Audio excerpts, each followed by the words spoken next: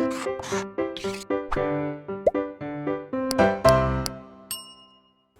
Students, welcome back to blueprint digital. आज की इस वीडियो में हम रसायन, एंजाइम तथा अन्य जैव सक्रिय अणुओं में सूक्ष्म जीव का उपयोग और वाहित मल उपचार में सूक्ष्म जीवों के उपयोग के बारे में पढ़ेंगे।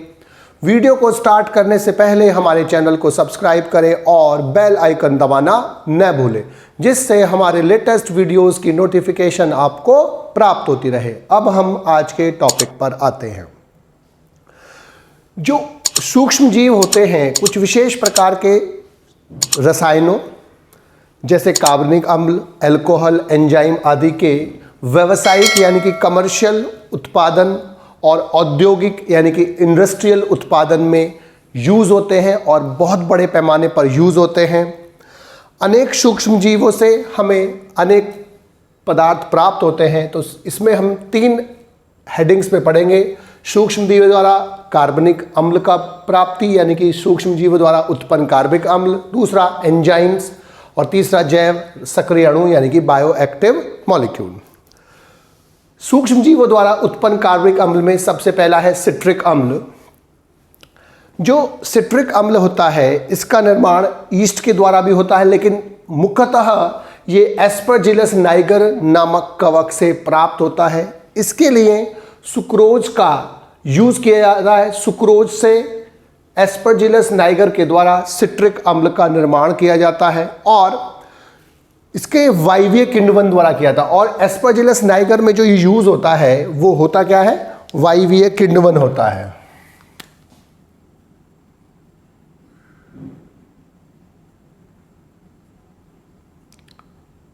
यानी कि एरोबिक फर्मेंटेशन होता है। नॉर्मली किण्वन जो होता है वो एनएरोबिक होता है, अर्थात अवायवीय होता है। लेकिन यहाँ पर जो किण्वन यूज होता है उसमें एयर का यूज किया जाता है, ऑक्सीजन का यूज किया जाता है, अर्थात ये वायवीय किण्वन द्वारा प्राप्त होता है। और सिट्रिक अम्ल का जो प्रयोग होता है वो औषधियाँ बनाने में, भोजन बनाने में, कैंडीज बनाने में, जो बच्चों की टॉफीज कैंडीज होती है उनको बनाने में, इंक और रंजक यानी कि डाई बनाने में होता है। दूसरा है एसिटिक अम्ल, जिसे विनेगर के नाम से भी जाना जाता है, घरों में भी बनाया जाता है। इसका जो निर्माण होता है वो 2 चरणों में किया जाता है। पहले चरण में कार्बोहाइड्रेट्स का ईस्ट के द्वारा किण्वन कराया जाता है, जिससे अल्कोहल बनाया था, जिससे हमने अभी पहली वाली रिएक्शंस में भी देखा कि रिएक्शन थी, उसमें C2H5OH इथाइल अल्कोहल बनता है।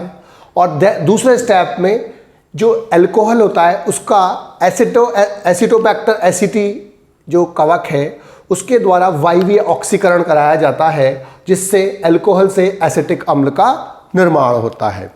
विनेगर का प्रयोग जो होता है कॉन्डिमेंट के रूप में किया जाता है। कॉन्डिमेंट नॉर्मली मसाले के नाम से जाना जाता है, लेकिन कॉन्डिमेंट वो सब्सटेंस होते हैं, वो पदार्थ होते हैं जो भोजन में स्वाद देने का काम करते हैं। उसके अलावा वो अचारों के संरक्षित करने में यूज़ होता है। इसके अलावा सब्जियों और फलों को संरक्षित रखने में यूज़ होता है और ये पाचन को बढ़ाता है और ये कब्ज को दूर करता है, जिसका मतलब ये हमारे डाइजेस्टिव सिस्टम को बेहतर बनाकर रखता है। तीसरा होता है लैक्टिक अम्ल।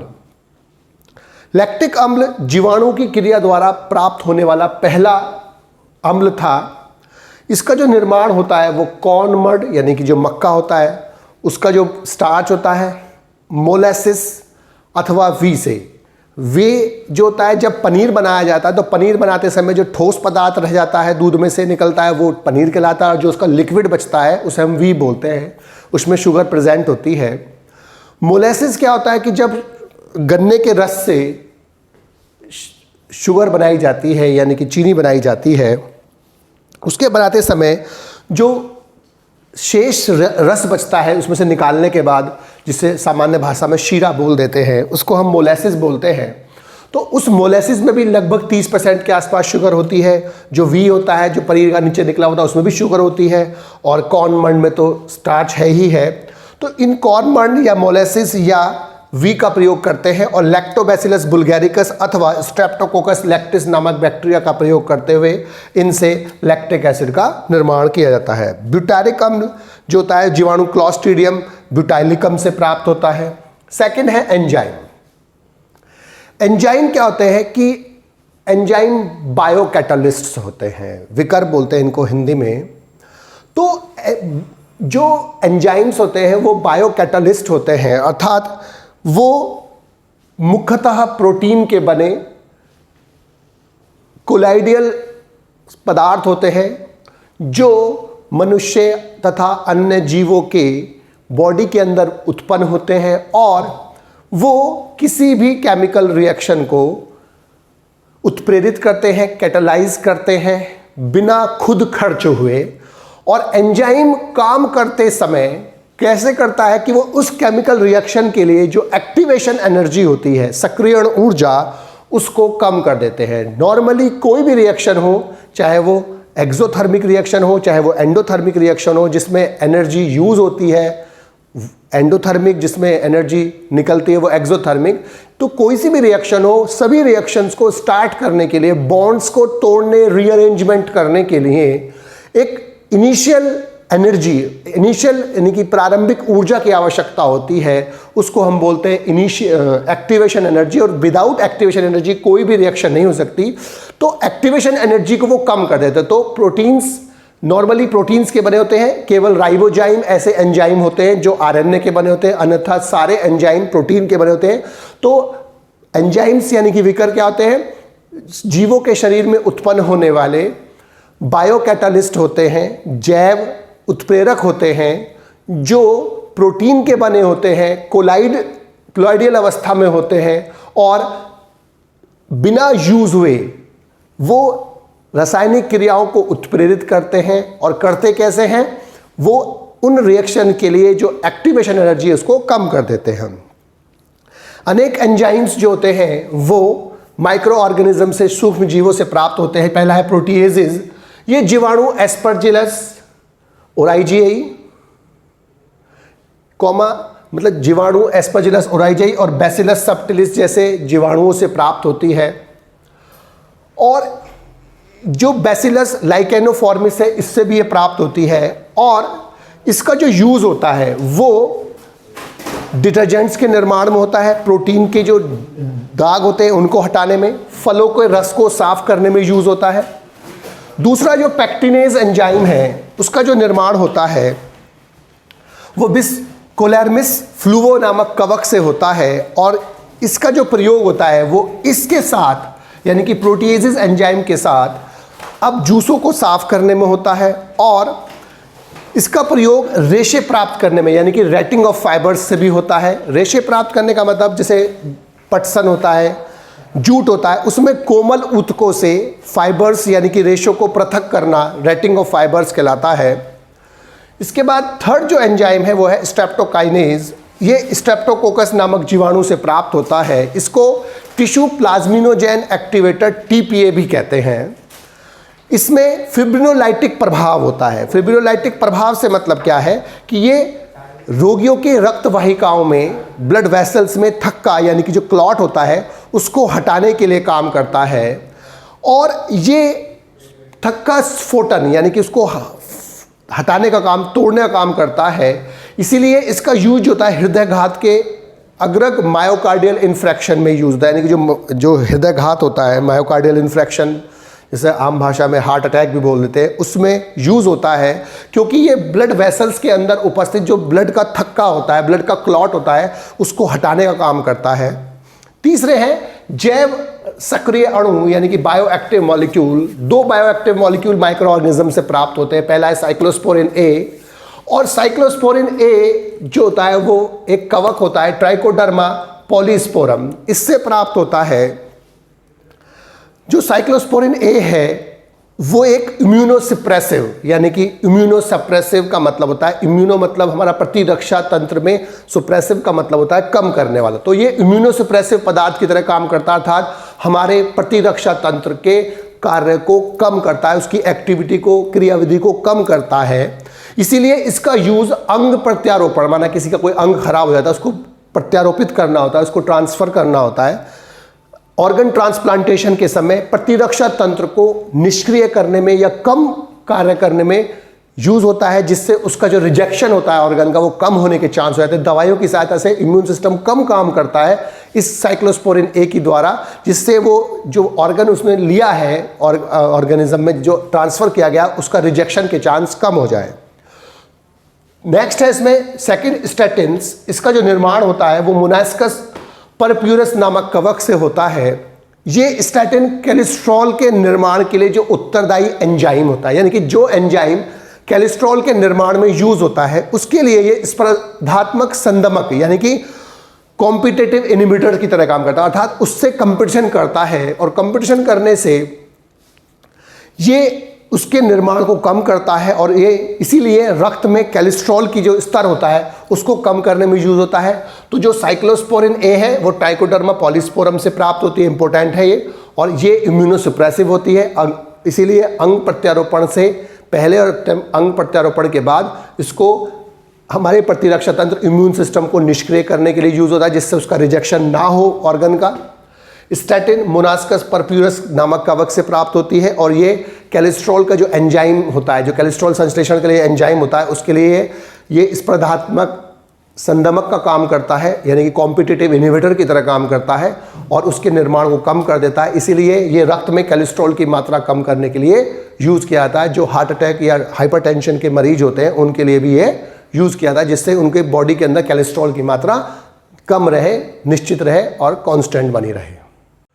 अब हम वाहितमल उपचार में सूक्ष्म जीव यानी कि माइक्रोब्स इन सीवेज ट्रीटमेंट के बारे में पढ़ेंगे। सबसे पहले हमें सीवेज के बारे में बताना चाहिए। सीवेज होता क्या है? सीवेज का मतलब है कि ऐसा जल जिसमें मनुष्य तथा अन्य जंतुओं का एक्सक्रीटा यानी कि फिशेज यानी कि मल होता है, प्लस भोज्य पदार्थ जो बच जाते हैं वो हो सकता है, डोमेस्टिक यानी कि घरेलू वेस्ट होते हैं, सोप डिटर्जेंट्स आदि होते हैं, वो सीवेज कहलाता है। इसे वाहित मल भी बोलते हैं। घरों, ऑफिसेज और हॉस्पिटल एट्रट आदि से सीवेज सीवर टैंक्स के द्वारा सीवेज ट्रीटमेंट प्लांट्स में पहुंचता है, यानी कि जहां पर सीवेज का उपचार होता है। इसमें बहुत सारे पैथोजेनिक जीवाणु यानी कि रोग कारक जीवाणु भी हो सकते हैं, माइक्रोब्स हो सकते हैं, और इसमें अधिकांश मात्रा जल की होती है, लेकिन इसमें गंदगी होने के कारण और सूक्ष्म जीव होने के कारण इनको सीधे ही नदियों में नहीं डाला जा सकता। इसके लिए इनमें सीवेज ट्रीटमेंट प्लांट्स जिन्हें STPs कहते हैं, उन STPs में इनको छोड़ा जाता है, उनमें वहाँ ले जाया जाता है और वहाँ ले जाकर इनको गंदगी को साफ कर कर और जो इसका पानी होता है उसको बाद में नदियों आदि में छोड़ा जाता है। सबसे पहले इसका जो ट्रीटमेंट होता है, उपचार होता है, वो दो प्रोसेस में होता है मुख्यतः। प्राइमरी ट्रीटमेंट यानी कि प्राथमिक उपचार और दूसरा सेकेंडरी ट्रीटमेंट यानी कि द्वितीयक उपचार, और आवश्यकता होने पर तृतीय उपचार यानी कि टर्शरी ट्रीटमेंट भी हो जाता है, लेकिन समानतः दो ही होते हैं, प्राइमरी और सेकेंडरी। सबसे पहले सीवेज और वाहित मल को जो ट्रीटमेंट प्लांट में जाया जाता है तो सबसे पहले वहाँ पर तैरते हुए जो ऊपर कूड़े करकट और जो होते हैं उनको निस्यंदन यानी कि फिल्ट्रेशन के द्वारा पृथक कर देते, साफ कर लिए जाते हैं जाली वगैरह से।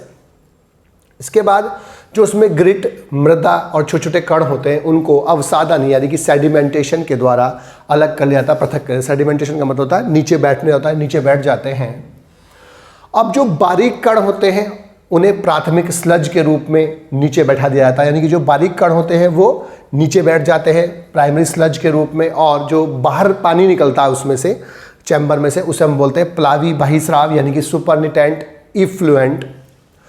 तो यहाँ तक का जो ट्रीटमेंट है जिसमें कूड़े करकट को साफ किया गया, ग्रिट, मृदा और छोटे कणों को नीचे चैम्बर में इकट्ठा कर लिया गया सेडिमेंटेशन के द्वारा, इसको फिल्ट्रेशन के द्वारा, ये सारा ट्रीटमेंट है प्राइमरी ट्रीटमेंट।